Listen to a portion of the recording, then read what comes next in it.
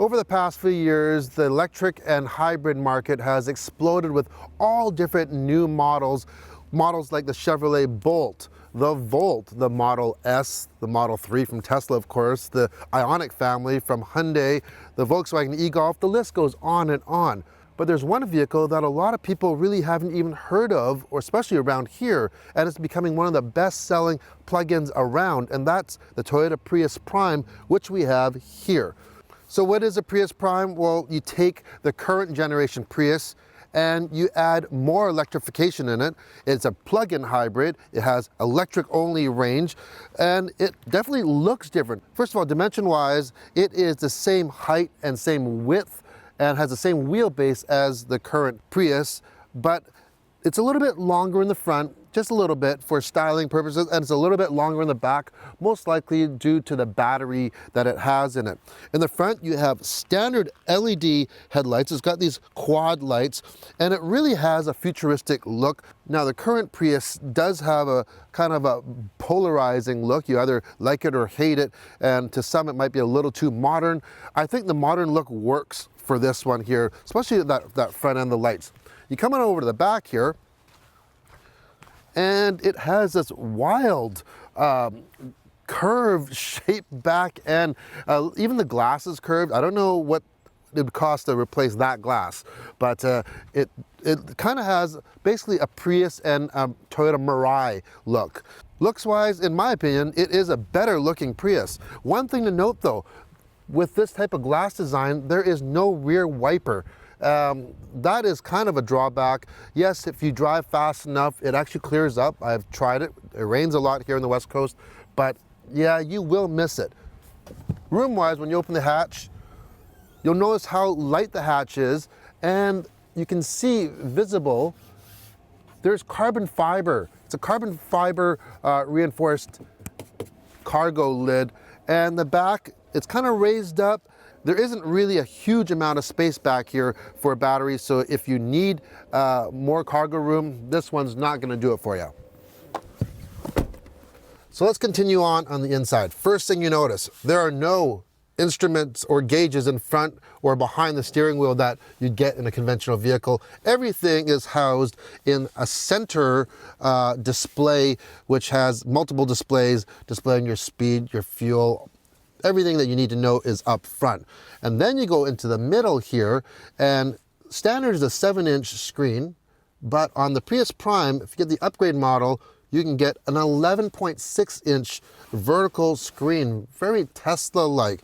So a lot of real estate on it. It's great when you're using navigation because you have a lot of real estate. You can configure it how you want. You can get your energy specs, your climate controls on there, everything. Now, that's one thing that I'm not a big fan of, though, is sure, you have a temperature control and you have a front and rear defrost, but everything else you have to do through the screen. Like the climate, you have to hit climate control, and you have to, auto, or say you want upper vents or floor heat, or even to control the fan. You have to do it through the screen. Not a big fan of that. I like redundant controls for just quickly just turning the fan up or down. Also, this front area, first of all, it has a black piano finish, which looks good when it's clean, but it gets dusty very easily. I've dusted it quite a few times. It's hard to keep looking tip-top. And the screen, I find, has kind of a glare a lot of times onto the right side. Maybe it's the angle that it's facing. Otherwise, it is really cool. Now down below, this one is also equipped with wireless charging. You also get heated seats, standard. You have a heated steering wheel. Now, another bone of contention. Toyota, you really have to change your steering wheel manufacturer, because when you sell a heated steering wheel, it should be the whole heated steering wheel, not just half. All the Toyota products are like that, including my Highlander. And so this part is heated, the rest is not heated. So come on, Toyota, you can do a little bit better for that, maybe in the future upgrades. Here's an odd thing. In the front, you have one USB port, you have a 12-volt outlet. In the back, as far as I can see, a 12-volt outlet as well. So in this modern tech car, there's only one USB. I think that kind of falls a little short in today's market, that's for sure. Even the new Ram 1500 that we tested as a pickup truck had 4 regular USBs and 4 USB-C plugs for a pickup. Unfortunately, the Prius Prime has not been updated like the new Avalon and the new 2019 RAV4 coming out with Apple CarPlay. This one doesn't have it yet, nor does it have Android Auto. We've had this vehicle over spring break, so I've had the kids in here quite a bit. 2 car seats, no problem. Plenty of leg room actually, because you need more leg room for car seats in the top area. But yeah, no problem getting them in and out. Now, one thing to mention though, this Prius Prime is only a 4-seater, not a 5. One thing I like about EVs or plug-in hybrids, we're gonna hit the brake, hit the power button, put in gear, we're ready to go. We're driving. You have a little bit of nice startup music as well. So when you start up the Prius Prime, it defaults to EV mode, which is great. Why? Because my biggest thing is I do a lot of short trips. I drive the girls to daycare sometimes, some mornings I do, and I pick them up. It's not a real long distance to go, and we do a lot of short trips. The family does a lot of short trips, doing a lot of running errands, and those little trips are the ones that really eat up your fuel economy. And if you can drive all electric for those things within the city, you'll never burn any fuel, and you're going to save a ton of money. So there are 3 modes. There's EV mode, there's hybrid mode, which is essentially the same as the regular Prius hybrid, and then there is EV Auto. So what EV Auto is that it drives in EV mode, but when it feels like it, or when it feels like it needs to, it will kick on that gasoline engine more often, but on EV mode, it won't kick it on at all until you run out of power. You can run it up range-wise, 40 kilometers, or about 25 miles. In case you're wondering how far the Prius Prime plug-in hybrid can go on a full charge, we've just driven 35.2 kilometers from my house to the airport. A lot of traffic. It's raining out. I've had the air heat on, heated seats, heated steering wheel. This is the state of charge of the battery now. It is almost empty. Probably won't get much more than that, but the fact is that we used 0 fuel, and we can plug in at the airport for free. How fast can you go? You can easily cruise 110, 120 kilometers an hour. You can go almost just under 140 kilometers per hour, or 84 miles per hour on EV only. Of course, that is really going to eat up on your range, but the fuel economy is incredible. Just to give you an example, let me just turn the trip odometer here. This vehicle is almost a brand new Prius Prime. It has right now 1,070 kilometers on it from brand new. In that 1,070 kilometers, it has averaged 2.2 liters of fuel per 100 kilometers, which means that it's been just over 20 liters of fuel for over 1,000 kilometers. So 1 tank of fuel could last you a long, long time. If we switch over to the trip odometer, I have personally driven this vehicle right now for 267 kilometers.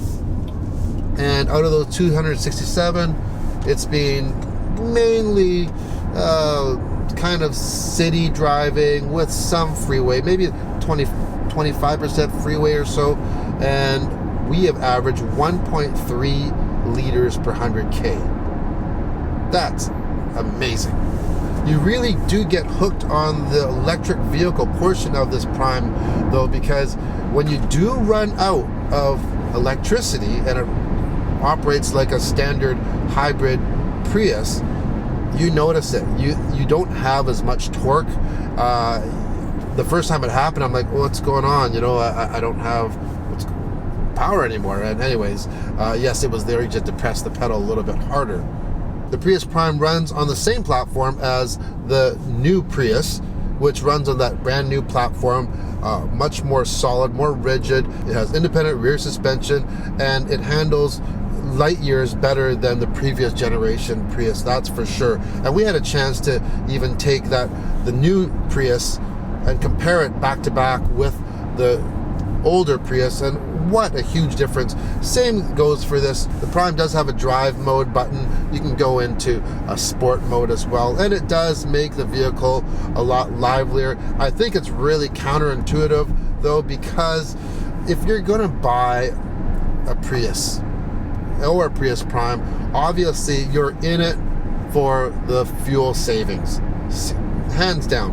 And even when I'm driving it, it's almost a challenge. You want to see how good you can be at saving fuel. You want that number as low as possible. It's kind of a personal challenge, and you really get hooked on it. So sport mode, yeah, it's great. I used it just basically for testing purposes, but if I own this car, I don't think I would ever touch it. I recently test drove the Hyundai Ioniq plug-in hybrid, and one thing that kind of bugged me on that vehicle is, even though when you had it in EV mode, it needed the gas engine for the HVAC system for heat. And so even if it's a little bit cold out and you have that climate control on, when you start that vehicle, that gasoline engine kicks on, which to me defeats the purpose for short trips. If I'm gonna run up to the grocery store, which is a couple kilometers away and back, first thing in the morning, that little trip is going to cost me a lot on my fuel economy, because the engine's cold and it's really not even warming up by the time you actually get there and back. The Prius Prime, not going to have that problem. It uses an electric climate control system, so when you start it up in EV mode, it is in electric mode only, and that gasoline engine is not going to kick on, which is great. Now, who is buying the Prius Prime? Well, pretty well everybody. You see, the nice thing about the Prius Prime, it is not much more money than the standard Prius hybrid. So if you live in an area where you can get rebates, the Prius Prime in some areas actually equates into a lower price than the standard hybrid. So why wouldn't you get the Prius Prime when you can get incredible fuel economy from the regular hybrid, plus you get the electric only of the EV system as well. The Toyota Prius Prime also comes standard with their Toyota Safety Sense P, which gives you radar cruise control, emergency braking, frontal collision alert, lane keeping assist. And if you go with a higher package like this upgrade, you get things like the rear cross traffic alert, you get a heads-up display, and a blind spot warning system as well. I've said this before, I'm a huge fan of PHEVs, or plug-in hybrid vehicles. Why? Well, they basically work for everybody. EVs don't work for everyone. You might not have a place to plug it in. Maybe you're in an apartment, you're in a house that you only have street parking. So PHEVs work. You get all the benefits of the hybrid. You get all the benefits of an EV with the HOV lanes and the great parking spots. Plus you get unbelievable fuel economy, over 1,000 kilometers a tank, no problem. So if you're looking for a vehicle that has unbelievable fuel economy, and you live in an area that you may be eligible for a rebate for a plug-in hybrid, this Toyota Prius Prime, it's a no-brainer. If you like the video, hit the thumbs up, and if you want to see more everyday reviews, hit the subscribe button. Thanks for watching.